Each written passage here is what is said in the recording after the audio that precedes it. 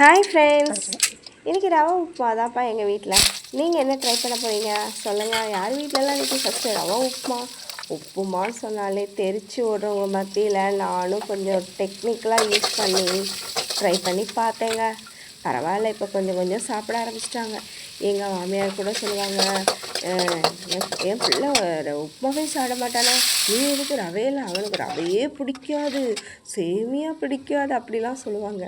ஆனால் அவரையும் சாப்பிட வச்சுருக்கோம்ல நாங்கள்.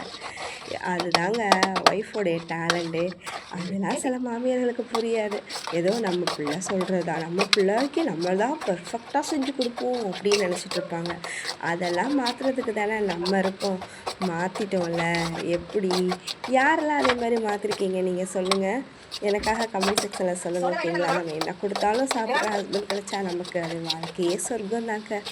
எப்படினாலும் சமாளிச்சிடலாம் பார்த்தீங்களா? அப்படி யாரெல்லாம் நினைக்கிறீங்க எனக்காக சொல்லுங்கள் ப்ளீஸ்.